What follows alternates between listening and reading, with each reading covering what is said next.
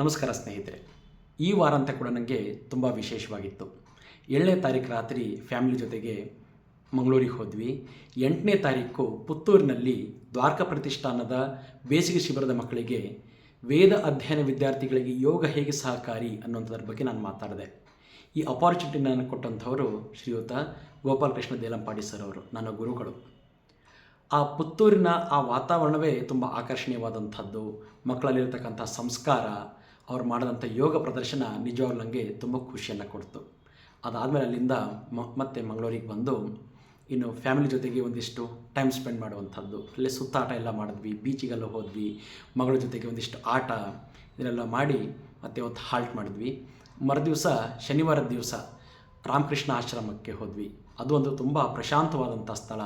ಅನ್ನೆಲ್ಲವನ್ನು ನೋಡಿ ಅಲ್ಲೇ ಪ್ರಸಾದ ವ್ಯವಸ್ಥೆ ಕೂಡ ಆಗಿತ್ತು. ಪ್ರಸಾದವನ್ನು ಸ್ವೀಕಾರ ಮಾಡಿ ಇನ್ನು ಮಂಗಳೂರಿಗೆ ಹೋದ್ಮೇಲೆ ಬಿಡಲಿಕ್ಕಾಗತ್ತಾ, ಅಲ್ಲಿಯ ಫೇಮಸ್ ಪಬ್ಬಸ್ ಐಸ್ ಕ್ರೀಮ್ ಅದನ್ನು ಕೂಡ ತಿಂದಿದ್ದಾಯಿತು. ಇನ್ನು ಮಧ್ಯಾಹ್ನ ಸ್ವಲ್ಪ ಟೈಮ್ ಉಳಿದಿತ್ತು. ಸೊ ಹಾಗಾಗಿ ತಣ್ಣೀರುಬಾವಿ ಬೀಚ್ ಅಲ್ಲಿಗೆ ಹೋಗಿ ಮತ್ತೆ ಒಂದಿಷ್ಟು ಮಗಳ ಜೊತೆಯಲ್ಲಿ ಆಟ, ಅಲ್ಲೇ ಟೈಮನ್ನು ಸ್ಪೆಂಡ್ ಮಾಡಿ ಅಲ್ಲಿಂದ ಮತ್ತೆ ರಾತ್ರಿ ಬೆಂಗಳೂರಿಗೆ ಹೊರಟದ್ದಾಯಿತು. ಸೊ ಹೀಗೆ ವಾರಾಂತ್ಯವನ್ನು ಕಳೆದೆ. ಮತ್ತೆ ಮುಂದಿನ ಸಂಚಿಕೆಯಲ್ಲಿ ಸಿಗೋಣಂತೆ. ನಮಸ್ಕಾರ.